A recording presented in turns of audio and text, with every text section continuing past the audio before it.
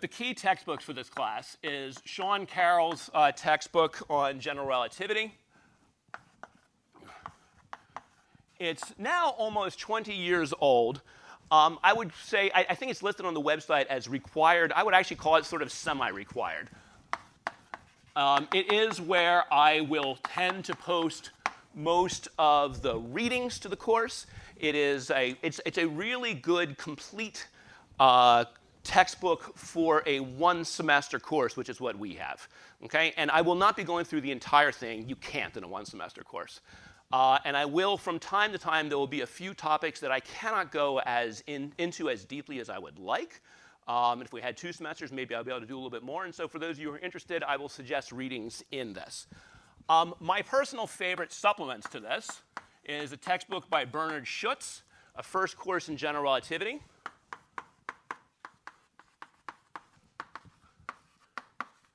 Okay, so these are all things where, so the MIT bookstore, I'm not sure how much they carry. They're all available through Amazon. You can definitely find these kind of things. If you get Schutz's textbook, definitely get the 2nd edition. The 1st edition contains errors. Okay, there is actually a very important geometric object that we are going to introduce in a couple of weeks that his textbook has a really clever derivation of. I remember seeing it and thinking, wow, that's really clever. And I was like, the reason he was able to do it so simply is because it's wrong. It's corrected in the 2nd edition. Another one is Gravitation by Misner, Thorne, and Wheeler. This is sort of a bit of personal history for me. I was Thorne's graduate student, and I used this textbook when I learned this subject originally. I frankly do not recommend this textbook to somebody who is learning the subject for the first time. Okay? It's a good place for a reference for certain things. It's available in the reading room. Know where you can get a copy and pick it up. So first of all, picking it up's kind of it's good exercise. Okay? It's actually like it's a huge book. It gravitates. So it's a great reference and has a couple of good sections in it for new students.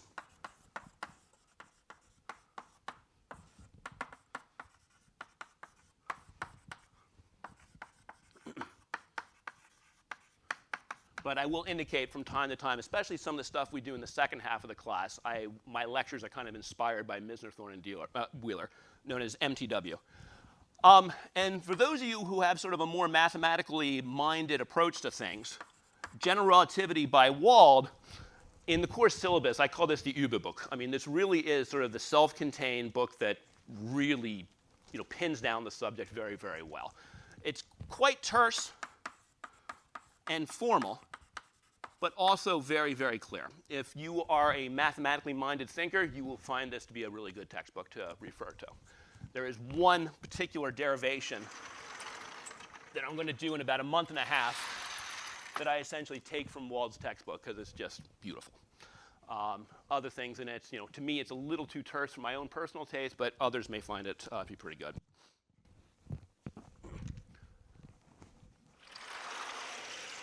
Okay, so 2 other quick things.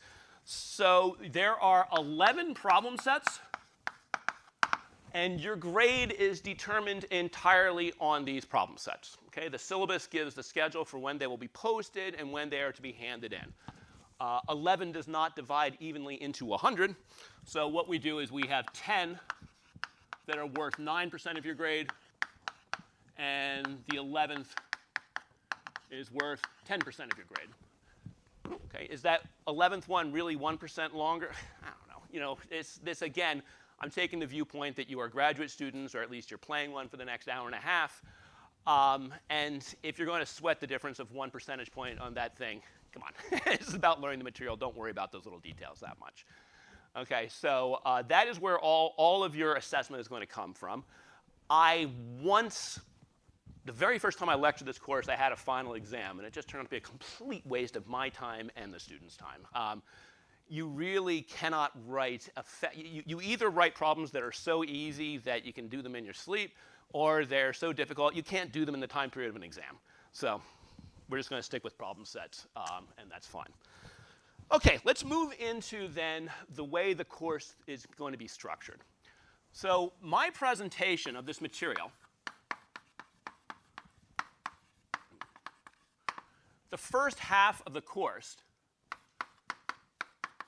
basically up to spring break,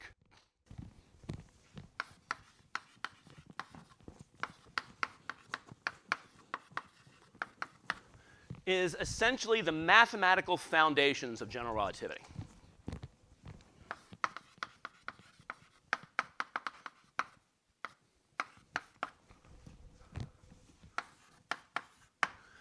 Okay, there are several choices that need to be made when you're doing this. This often, in some universities, if they have multiple semester sequences, what I'm going to cover in this first half of our semester, in some places goes for a full semester. And what this means is there's a couple of things that I just cannot cover in quite as much depth.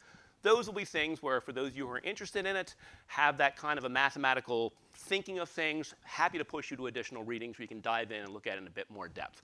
My goal is to give you just enough stuff that we can do the most important applications of this subject. And I'm an astrophysicist, so to be blunt, most of my really interesting applications tend to be things that have to do with things like cosmology, black holes, dense stars, and things like that. And so I want to get enough formalism together that we can get to that part of things. And so the goal of this is that by the week right before spring break, what we will do is derive, I put that in quotes, and you'll see why a little bit later, the Einstein field equations that govern gravity in general relativity.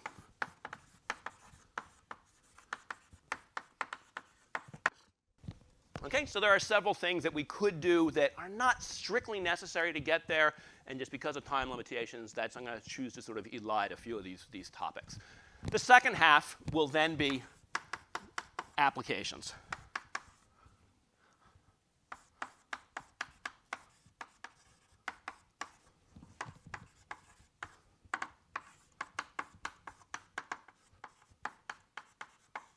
Okay, we will use everything we derived in the first half to see how general relativity gives us a relativistic theory of gravity.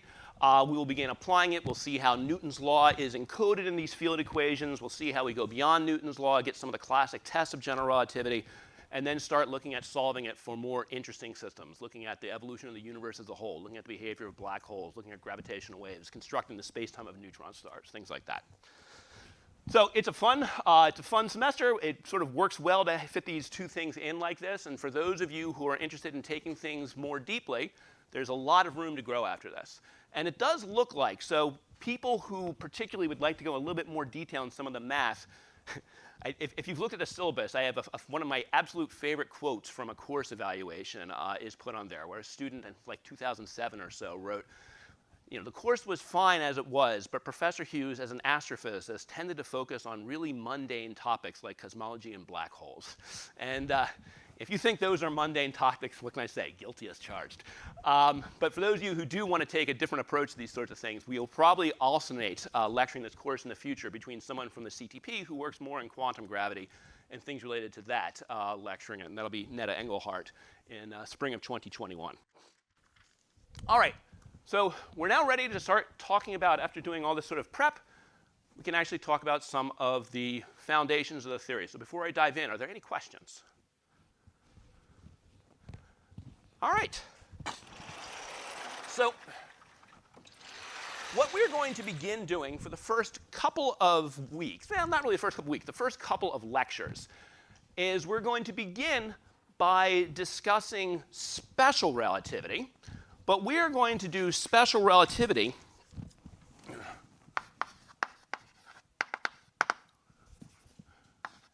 using mathematical language that emphasizes the geometric nature of this form of relativity.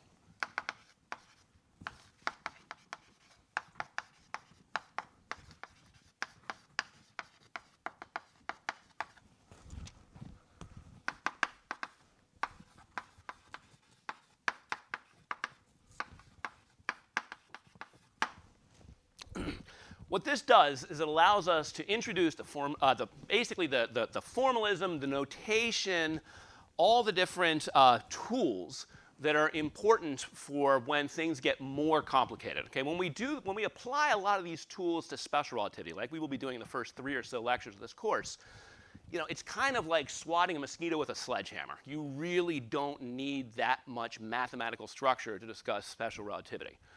But you're going to be grateful for that sledgehammer when we start talking about strong field orbits of rotating black holes, right? And so the whole idea of this is to develop the framework in terms of a physical system where it's simple to understand what is going on. Okay? So these are sort of a way to introduce the mathematical tools in a place where the physics is straightforward, and then kind of carry forward from there. I will caution that as a consequence of this, many students find these first 3 lectures to be a little on the dull side. So sorry. It's just some stuff that we kind of have to get out there, and then as we generalize to more interesting mathematical objects, more interesting physical settings, it gets more interesting. All right, so let's dive in. So the setting for everything that we will be doing is a geometric concept known as space-time.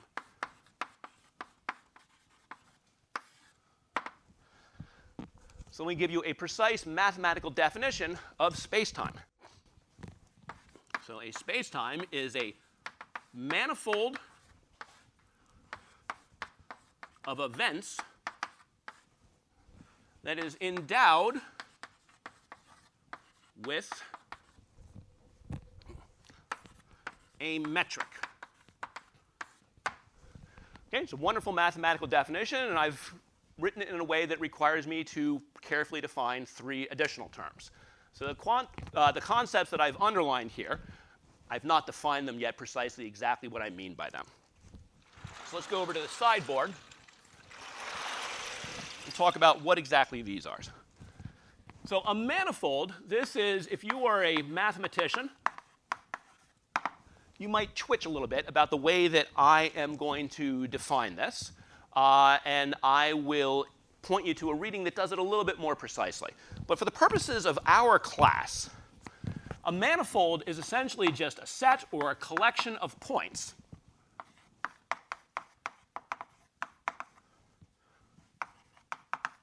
with well understood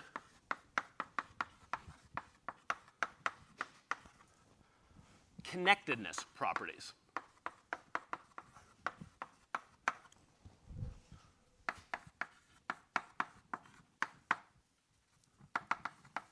Okay, so it's essentially, what I mean by that is, I'm going to talk about manifolds of space and time. Okay, and so I haven't defined an event yet, but I'm about to. But I'm going to say that there's a bunch of events that happen at this place and at this time, and a bunch of events that happen at this place and at this time. And the manifold of space-time gives me some notion of how I connect the events over here to the events over here. A manifold is a topological concept. It's all about how one connects one region to another one. Okay? So, if you're working on a manifold that lives on the surface of a donut, you have a particular topology associated with it. If it lives on the surface of a sphere, you have a different topology associated with it.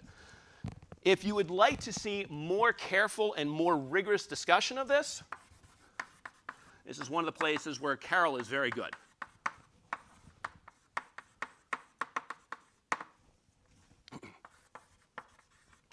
So go into Carol, and at least in the edition that I have, it's on pages 54 to 62. It goes into, he introduces a bit of additional mathematical machinery, discusses things with a little more rigor than I'm doing here. This isn't rigorous at all, so significantly more rigor than I'm doing here.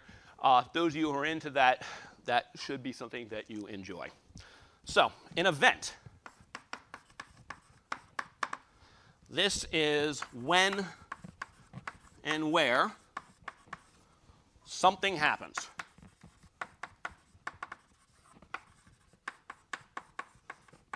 Okay? Could be anything. From our point of view, the event essentially is going to be the fundamental notion of a coordinate in space-time. Okay? We will actually, in many cases, actually that's bad word choice, I should say. Coordinates are actually sort of labels that we attach to events.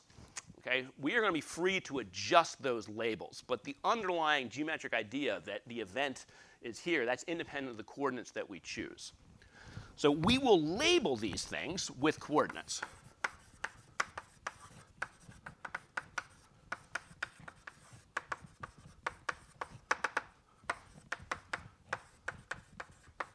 but the event itself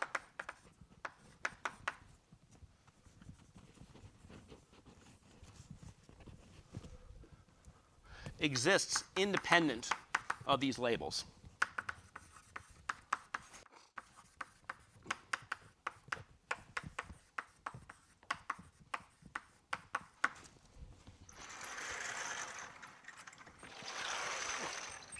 Okay?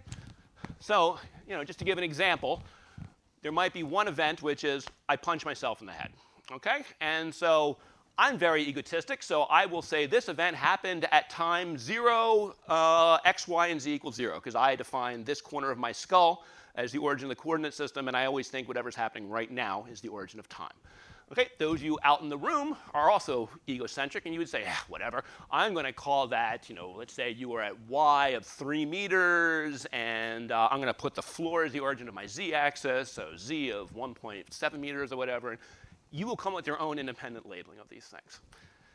Okay, so you're all familiar with the idea that we can just change coordinate systems. I'm going to harp on this a bit, though, because there's going to be a really important distinction we make between geometrical objects that live in this manifold of space-time and how we represent them using labels that might be attached to coordinate systems. Okay, and I'm going to come back to this when we start talking about some additional geometric objects in just a couple minutes. So the last object that I have introduced into here is one that we will begin talking about in a lot more detail in the next lecture, but let me put it into here right away. And so that is the metric. Metric comes from a root meaning to measure. And what this is something that gives me a notion of distance.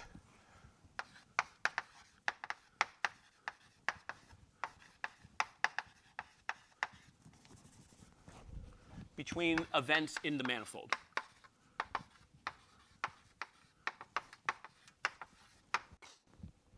Okay, for physics to work, this has to exist, right? But it's worth knowing that the idea of a manifold is in some way more primitive than this. Okay, you can have a manifold without any notion of a metric attached to it. And if that's the case, people like to joke that if you don't know what the difference is between a metric with a manifold and without a manifold, a manifold with a metric and without a metric, feel free to drink coffee out of a donut, okay? Because topologically, those are the exact same thing. But their geometry, which is encoded in the metric, which tells me how the different points on that manifold are arranged, are rather different. So what this basically does is it's going to give me a mathematical object that enforces or really conveys the idea that different events in this manifold have a particular distance between them. So without this,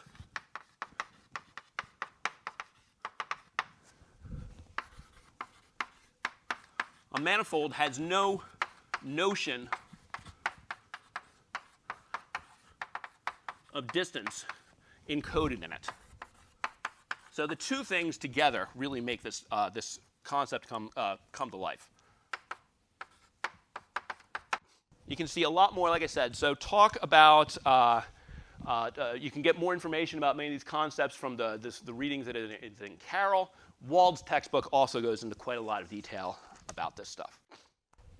Okay, so this is the venue. This is the setting in which we are going to talk about things. And just cutting forward roughly 2.5 months worth of lectures, what we are going to find is that part of Einstein's genius is that it turns out that this notion of the metric ends up encoding gravity. Okay, and so that's kind of where we're going to end up going with things. The idea that the mathematical structure that tells me how far apart two events are is intimately connected to the properties of gravity. It's pretty cool, and it is something that, physics is an experimental science. All of our measurements are consistent with it. So that's cool. All right. So everything I have said so far is nothing but math. Okay, it's nothing but definitions. So let's start working with a particular form of physics. So we are going to begin, as I said, with special relativity.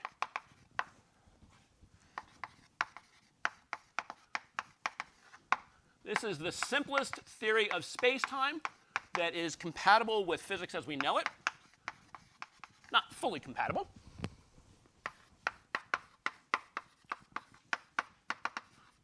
But it does a pretty good job. And we'll see that it turns out to correspond to general relativity when there is no gravity.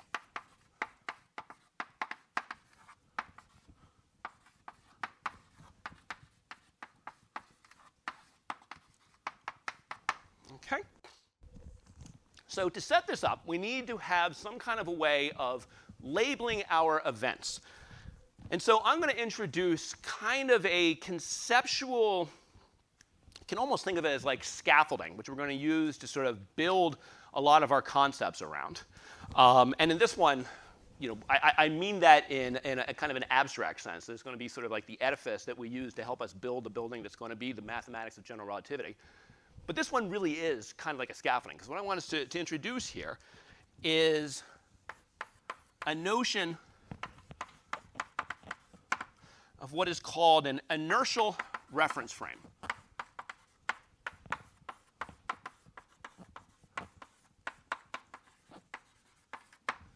Okay, so I'm going to sketch this quickly, and I'm going to post to the course website a chapter from an early draft textbook by Roger Blanford and Kip Thorne.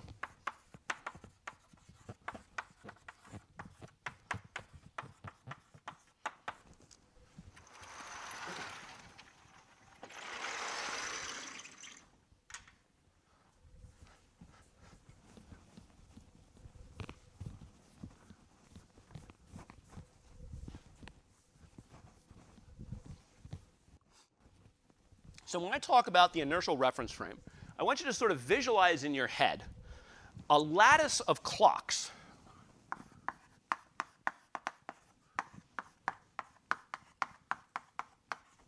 and measuring rods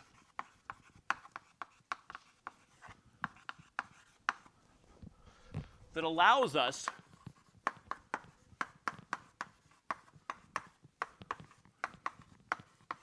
to label, in other words, to assign coordinates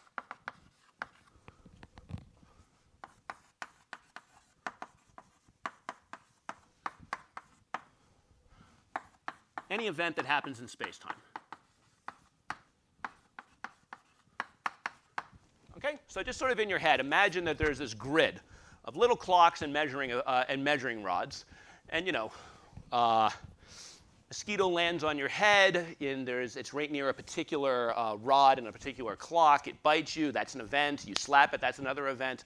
And the measuring rods and the events are what allows you to sort of keep track of the ordering of those events and where they happen in this four-dimensional manifold of space-time. So I'm going to require this lattice to have a certain set of properties.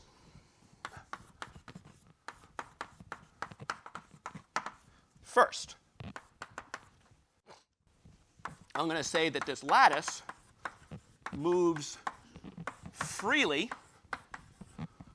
through space-time.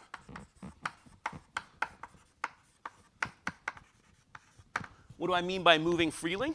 I mean no forces act on it. It does not rotate. It is inertial. Every clock and every measuring rod has no forces acting on it at all. Okay?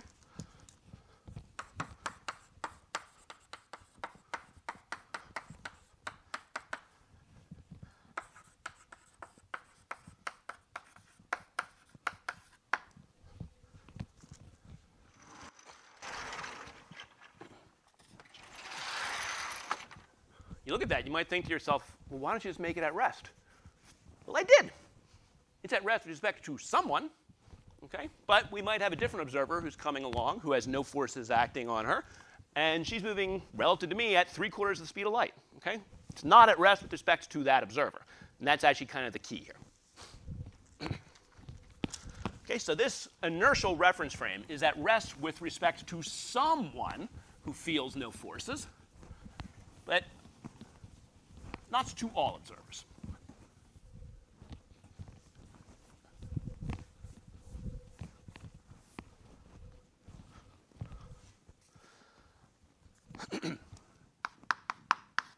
Okay, I'm going to require that my measuring rods are orthogonal to each other.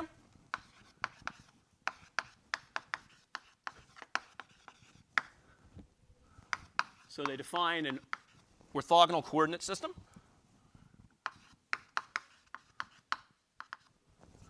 And I am also going to require that the little markings on them that tell me where things happen are uniformly ticked. Okay? In other words, I'm going to just make sure that the spacing between tick marks here is exactly the same as the spacing between tick marks here. Okay? You may sort of think, well, that's, a result or an idea worthy of the journal, duh. But, it's important to specify this. You want to make sure that the standard you are using to define length is the same in this region of space-time as it is over in this region of space-time. When we start getting into general relativity, we start to see there can be concerns about this coming about. So it's worth spelling it out and making it clear at the beginning.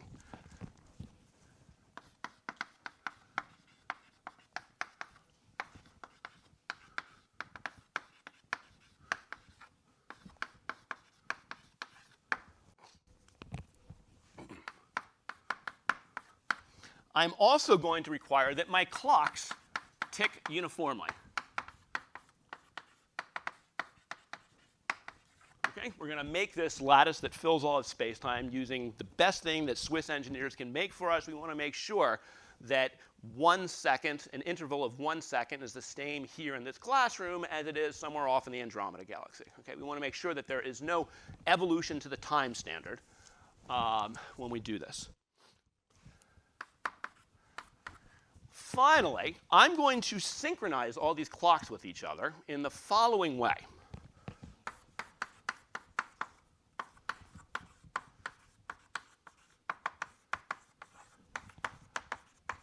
This is going to use the Einstein synchronization procedure.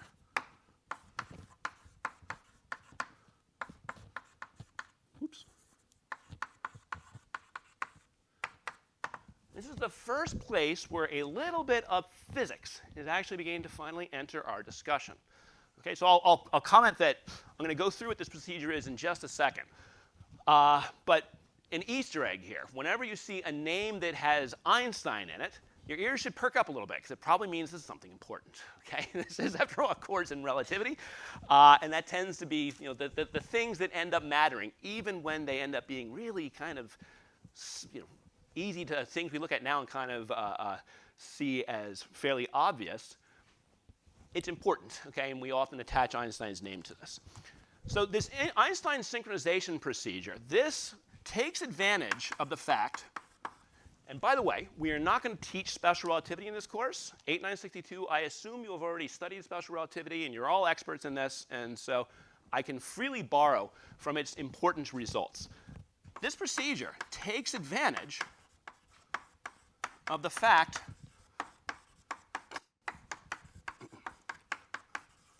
that the speed of light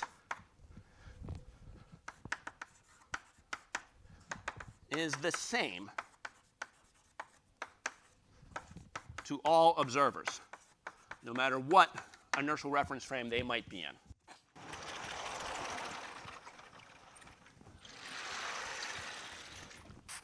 Okay, so the speed of light is a key invariant. Okay, it connects, because it's a speed, it connects space and time, and because it is the same to all observers, it defines a particular standard for relating space and time that is going to have important invariant meaning associated with it.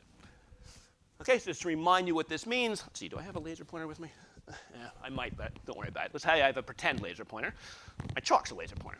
So, I point my laser pointer at the wall, and you all see it dashing across the room at 300,000 kilometers per second. I then start jogging at half the speed of light, as is my wont, and continue to point that. You guys measure the light going across the room. You still measure 300,000 kilometers per second. I, on the other hand, measure the light coming out of my laser pointer, and I get 300,000 kilometers per second. Okay? So just because my laser pointer is moving at half the speed of light, according to you, doesn't mean the light that's coming out of it is boosted to a higher speed. If you study special relativity, you'll know that its energy is boosted to a higher energy level, but the speed of light is always just c. So we're going to take advantage of that to come up with a way of synchronizing our clocks. So the way it works is this.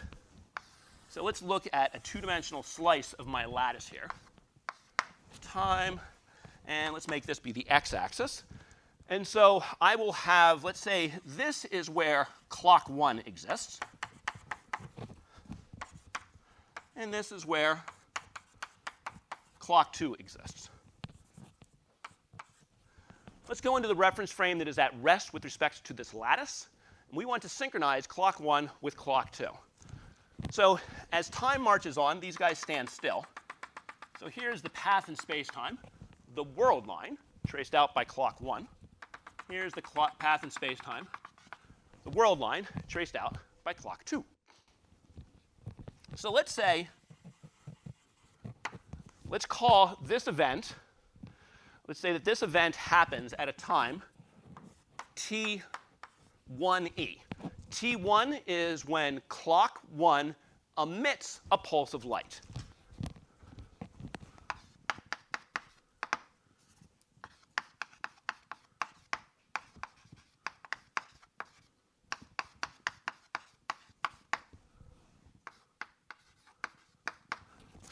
Okay, so this light, we'll just follow a little trajectory of it through space-time.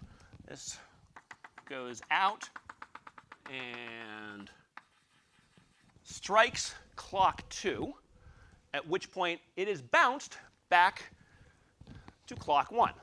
Let's ignore this point for just a second. So let's just say for the moment that this is then reflected back.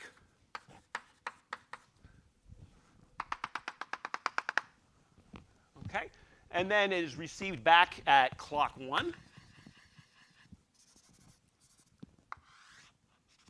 At a time t1r. Let's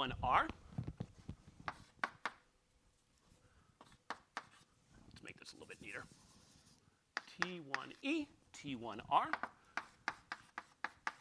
Clock 1 receives the reflected pulse.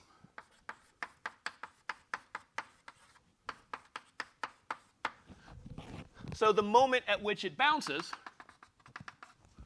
we'll call that T2b. That is the moment at which the light bounces off of clock 2. And the way we synchronize our clocks is just by requiring that this be equal to the average of the emission and the reception time. Totally trivial idea, right? All I'm saying is I'm going to just require that in order for clock 1 and clock 2 to be synchronized to one another, let's make sure that when I bounce light between any two pairs of clocks, they are set such that when the light bounces, it's the midway point between the total light, it's the halfway of the total light travel time that the light moves along. Very, very simple concept, okay? So there's nothing particularly deep here. But notice Einstein's name is attached to this. Okay? And I don't say that to be, I'm not being sarcastic. I mean, there really is, it really points to the fact that we are using the fundamental, one of the most fundamental results of special relativity in designing how these clocks work in this inertial reference frame. Believe it or not, this thing, this really simple concept, it comes back to sort of bite us on the butt a little bit later in this course. Because when we throw gravity into the mix, we're going to learn that gravity impacts the way light travels through space-time. Okay? We're going to get to some objects where gravity is so strong that light cannot escape them. And we're going to find that the way our perhaps most naive ways of labeling time in the space-time of such objects kind of goes completely haywire. Fundamentally, the reason why time is going haywire when you have really strong gravity is because we use light as our tool for synchronizing all of our clocks. And if the way that light moves in your space-time is affected, the way you're going to label time is going to be affected. So this is a very simple concept. Again, I sort of emphasized these first couple lectures, you're swatting a mosquito with a sledgehammer. But we're setting up this edifice because this will come back, and it's important to bear this in mind when things get a little more interesting later in the course. All right, so let's start setting up some geometrical objects here.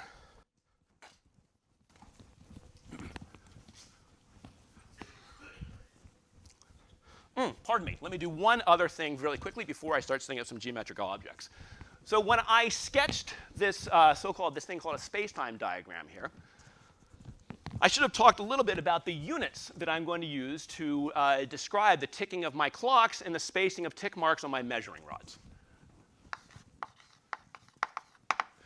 What we will generally do in this course is choose the basic unit of length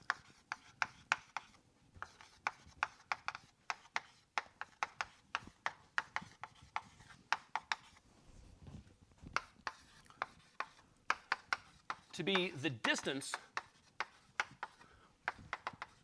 light travels in your basic unit of time. Okay, while you slightly jabberwock in, my apologies. While you parse that sentence, what that's basically saying is, suppose I set my clock so that they tick every second. Well, if my clocks tick once per second, then my basic unit of length will be the light second.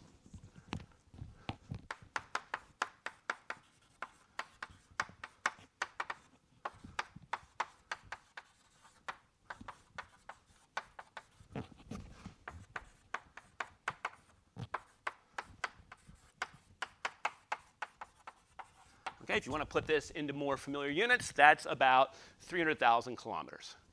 One of my personal favorites, if the time unit is 1 nanosecond,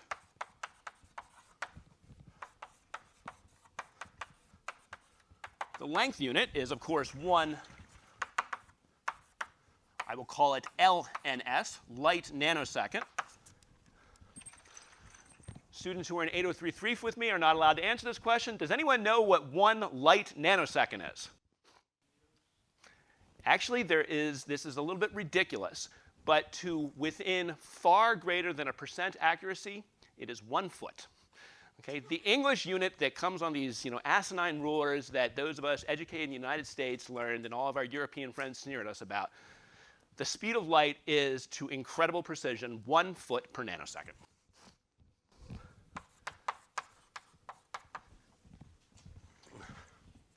To be fair, let's make that a wiggly equal. So what this means is that in the units that I'm going to be working with, the speed of, if I then want to express the speed of light in these units,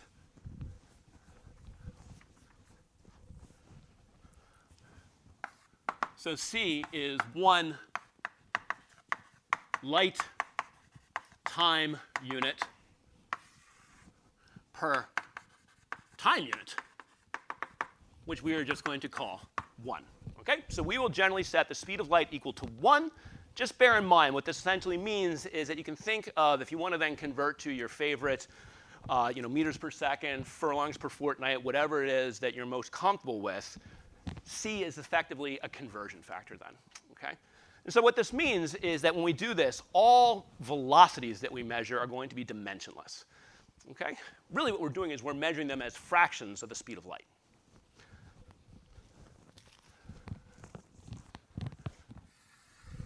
Okay, so now with the system of units defined, let's talk about a geometric object. So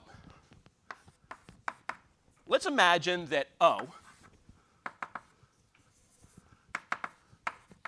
is an observer in the inertial reference frame that I defined a few moments ago.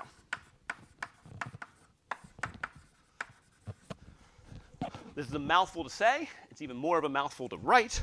So I'm going to typically abbreviate this IRF.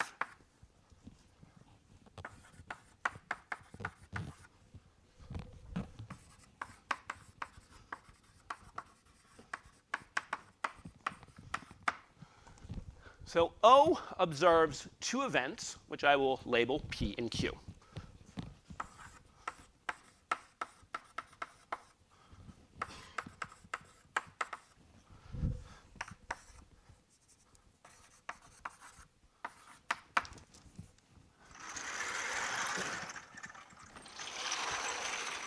Okay, let's go to a clean board for this.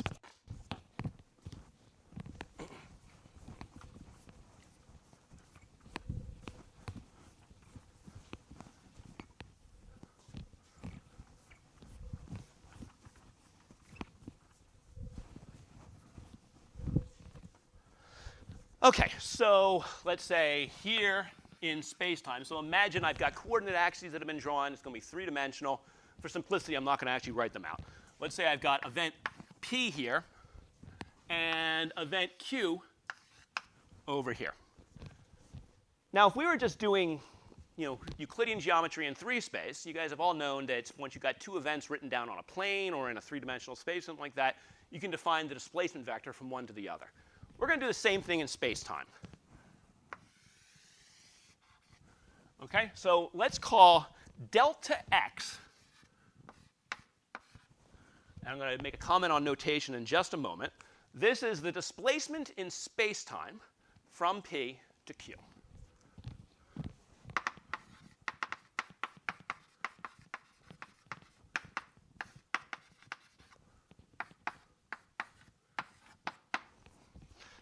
Okay? And we're going to define the components of this displacement vector as seen by O. So when I write equals with a dot on it, that means the geometric object that I've written on the left-hand side is given according to the specified observer by the following set of components, which I'm about to write down. So this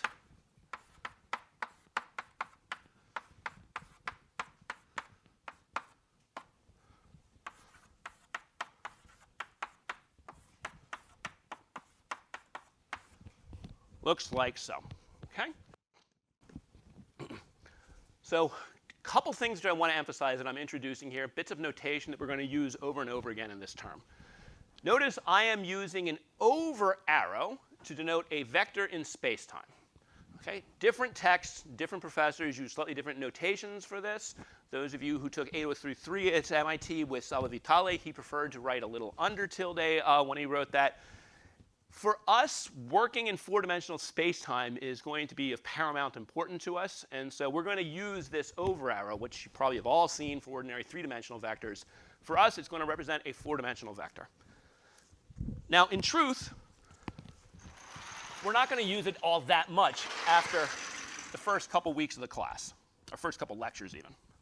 Occasionally we'll bust it out, but we will tend to use a more compact notation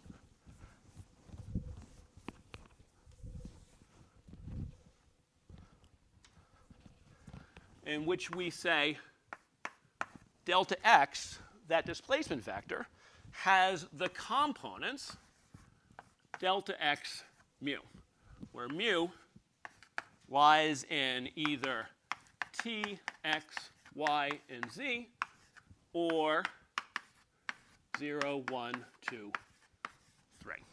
Okay? When we set up a problem, we need to sort of make a mapping to what the numeric correspondence is between, I need to tell you that mu equals 0 corresponds to time, mu equals 1 corresponds to x. We'll switch to other coordinate systems, and I'll have to be careful to say almost always mu equals 0 will be time. But what the other three correspond to, that depends on the coordinate system. They might be a radius. It might be different angles, things like that. Okay? So again, just sort of being a little overly cautious and careful defining these. I will note, though, that generally, Greek indices in most textbooks, they tend to be used to label space-time indices. And then there are times when you might want to just sort of imagine you've chosen a particular moment in time, and you want to look at what space looks like at that time. And so you might then go down to Latin indices.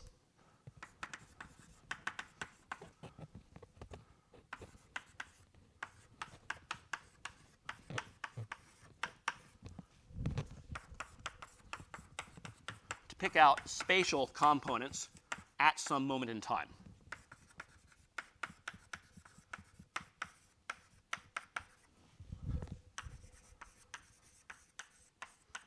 Okay.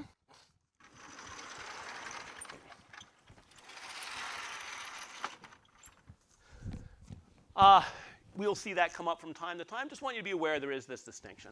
And as you read other textbooks, there are a few others that are used. Always just check, usually in some of the introductory chapters of the textbook, they will define these things very carefully. Wald is an example of someone who actually does something a little bit different. He tends to use lowercase Latin letters from the sort of the top of the alphabet to denote space-time indices, and those from sort of I, J, K, he uses them to denote Latin indices.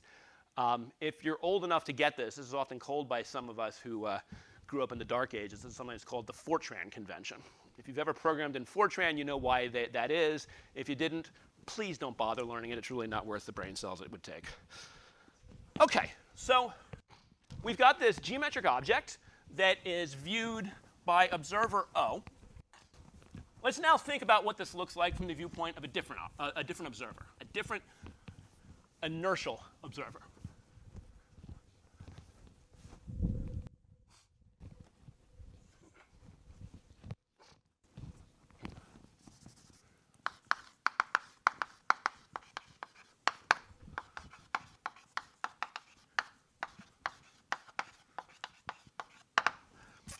So let's say somebody comes dashing through the room here, and observer O sees them running across the room at something like 87% of the speed of light. Okay? You know, since as I have assumed you are all experts in special relativity, that they will measure intervals of time and intervals of space differently than observer O does.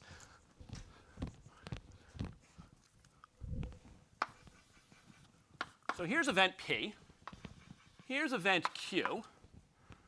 Here is delta x.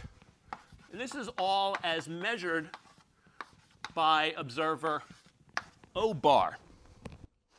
OK? Something which I really want to strongly emphasize at this point is that this P, this Q, and this delta x, notice I haven't put bars on any of them. Okay? I haven't put primes or anything like that. It is the exact same P and Q and delta x as this over here. And that is because P, Q, and delta x, they are geometric objects whose meaning transcends the particular inertial reference frame used to define the coordinates at which P exists, at which Q exists, and that then define the delta x.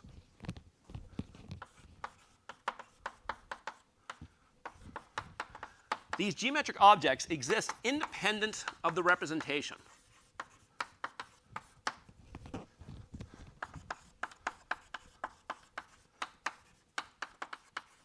Okay, if I can use sort of an intuitive example, if I take and I hold, let's be careful the pose I do with this. Let's say I stick my arm out.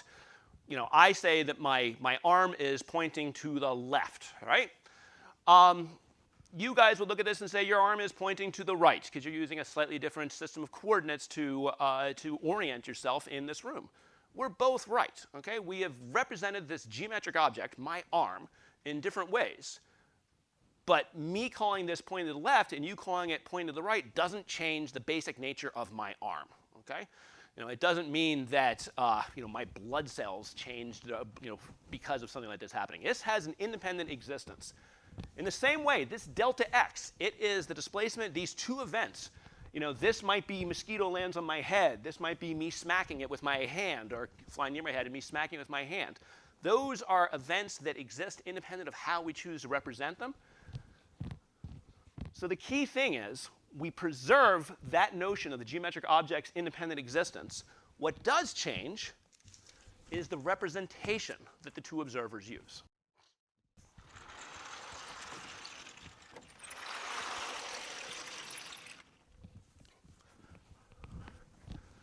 So I'm going to jump to this Greek index notation.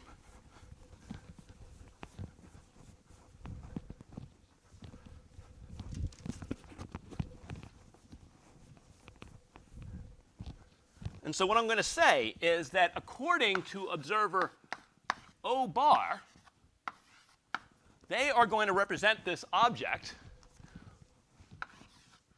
by a collection of components that are not the same as the components that are used by observer O. Okay? And to keep my notation consistent, let's put a little O underneath this arrow. Okay? So this is just sort of shorthand for delta x is represented according to O by those components. Delta x is represented according to O bar by these components.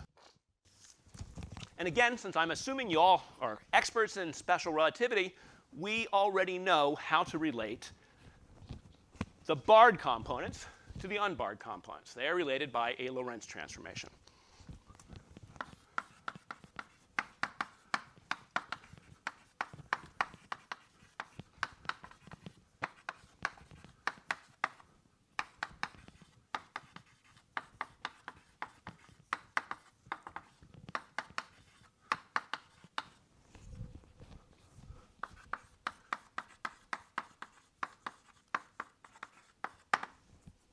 Okay, so what we would say is delta x is 0 bar component, or t bar if you prefer. It's given by gamma. I will define gamma in just a moment. You can probably guess. So I'm imagining an observer that is just moving along the x-axis, or the coordinate 1 axis.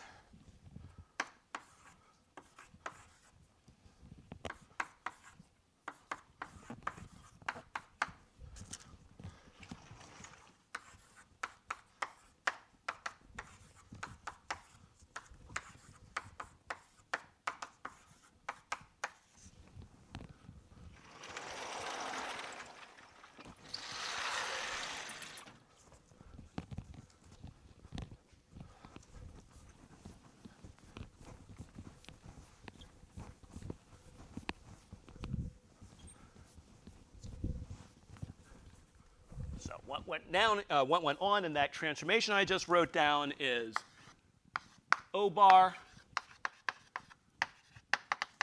moves with v along spatial axis 1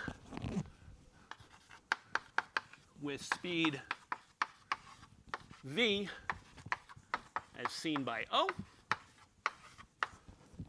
And of course, gamma is 1 divided by square root of 1 minus v squared. Remember, speed of light is 1.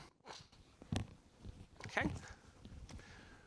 We don't want to be writing this crap out every time we have to sort of transform different representations. So we're going to introduce more compact notation for this.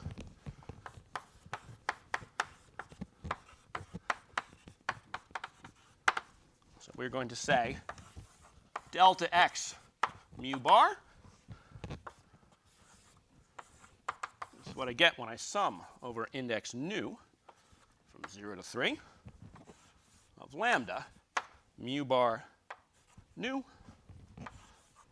delta x nu. So that's defining a matrix multiplication. And you can read out the components of this lambda matrix from what I've got over there.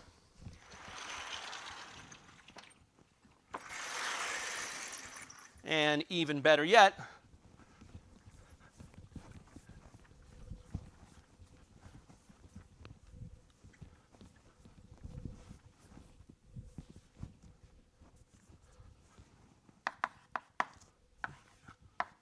delta x mu bar is lambda mu bar nu delta x nu. So on this last line, if you haven't seen this before, I'm using Einstein's summation convention.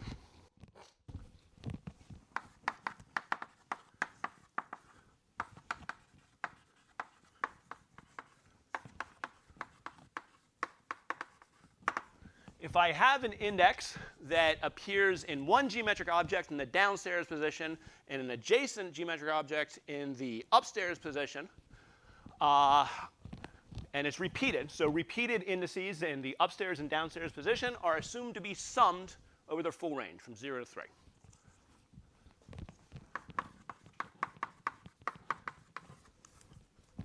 We're going to talk about this a little bit more, what's going on with this, after I've built up a little bit more of the mathematical structure. In particular, what is the distinction between sort of the upstairs and downstairs positions.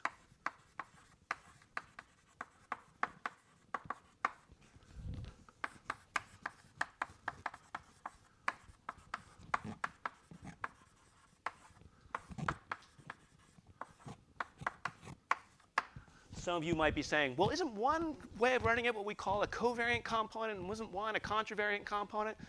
If you know those terms, mazel tov, they're not actually really helpful. And so I kind of deliberately like to use this more primitive wording of calling it just upstairs and downstairs.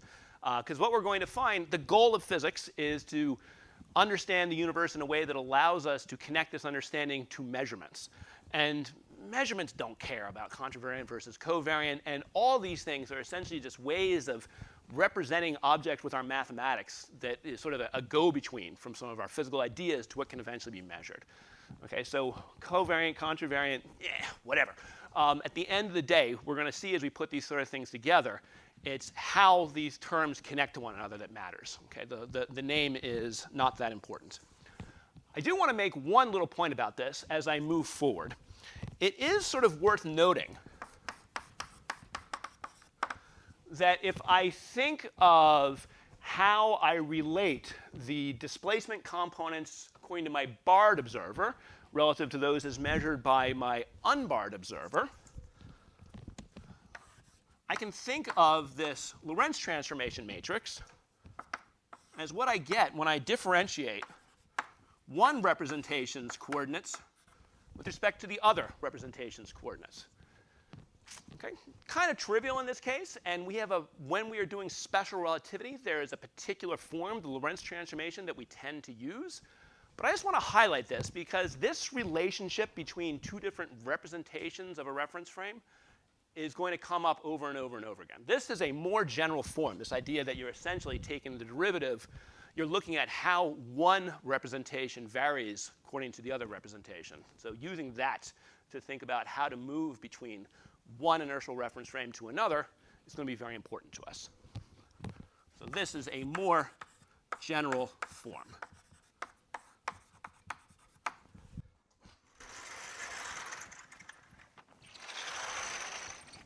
Whew.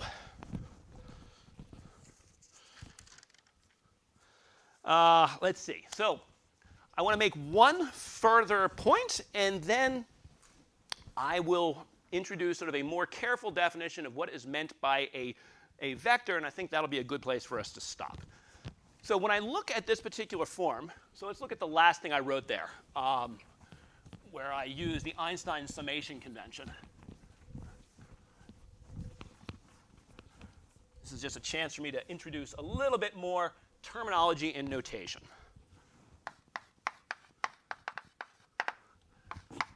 So when I wrote down the relationship, delta x mu bar was lambda mu bar nu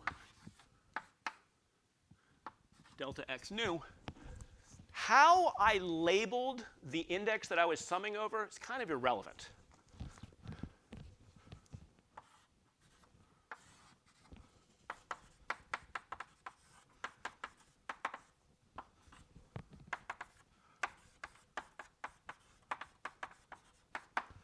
Okay, this is exactly the same as lambda mu bar alpha delta x alpha. Okay, I can switch to something else. If you have enough fonts available, you can use smiley faces as your index, whatever. The key bit is that as long as you are summing over it, it's kind of irrelevant how you label it. Silly, so I'm going to go back to alpha.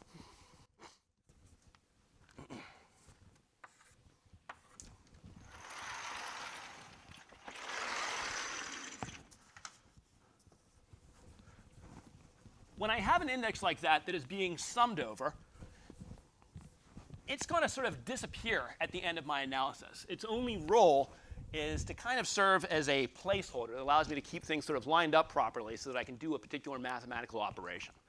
So in this equation, nu or alpha is called a dummy index.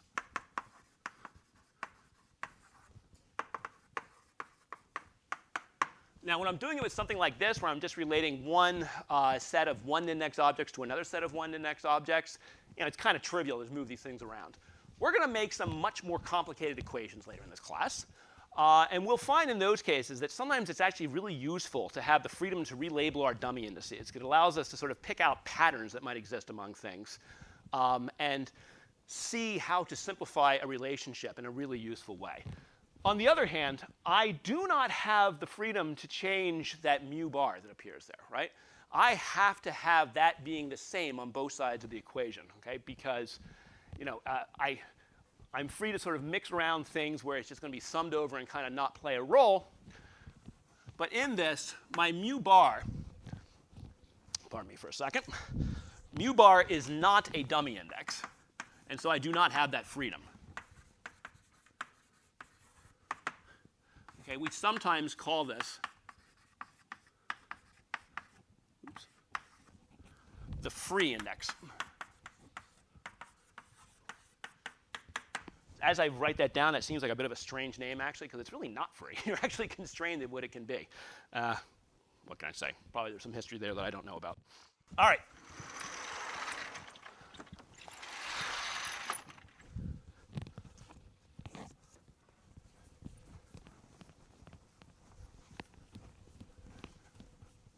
So let's do our last concept for the day.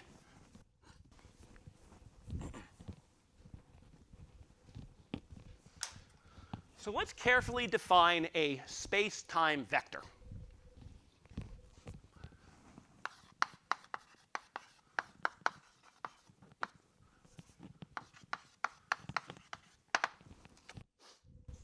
So a space-time vector is going to be any quartet of numbers. Those numbers we will call components.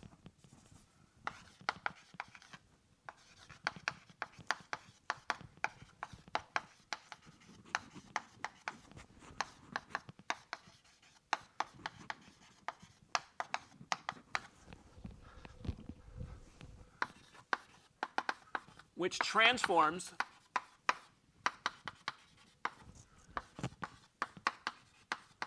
between inertial reference frames like the displacement vector.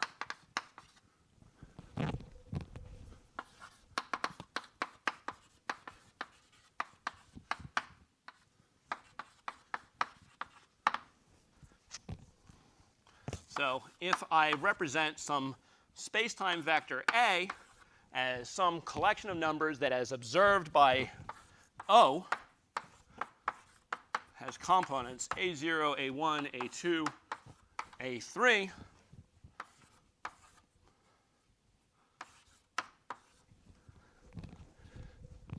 if a second inertial observer relates their components to these by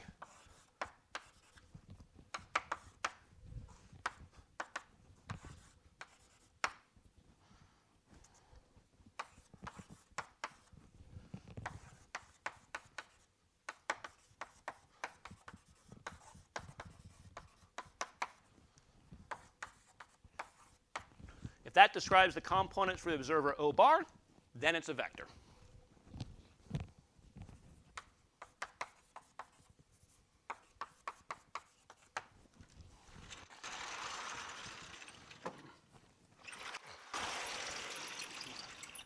Okay? If you have taken any mathematics that carefully defines vector spaces, this should be familiar to you. Okay? It's a very similar operation to what is done in a lot of other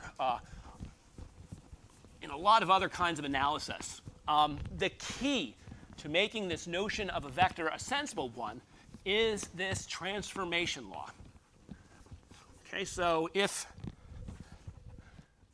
I had a quartet of numbers, which is, say, the number of batteries in my pocket, the number of times my dog sneezed this morning, how many toes I have on my left foot, and I'm sick of counting, so let's just say 0 for the fourth component. That does not transform between reference frames by a Lorentz transformation. Okay? It's just a collection of random numbers.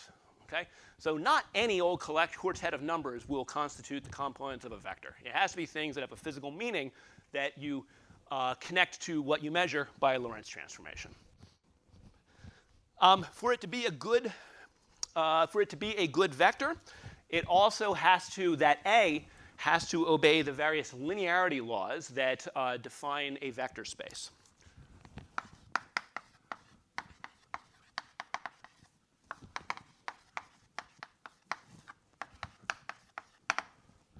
So if I have two vectors and I add them together, then their sum is a vector.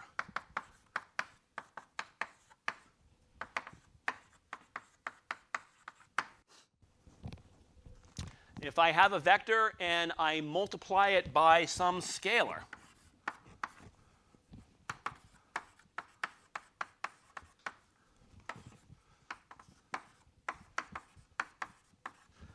by the way, you have to be a little bit careful when I say scalar here, because you might think to yourself something like, the mass of my shoe, that's a scalar.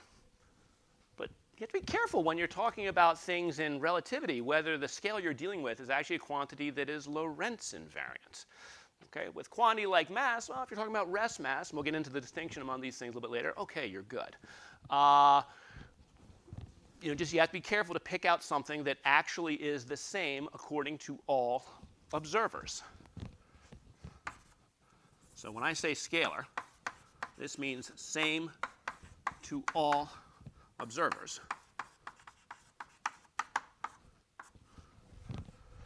Well, if this is the case, then I can define D to be that scalar times a vector, and it is also a vector. Question? Oh, stretching. OK.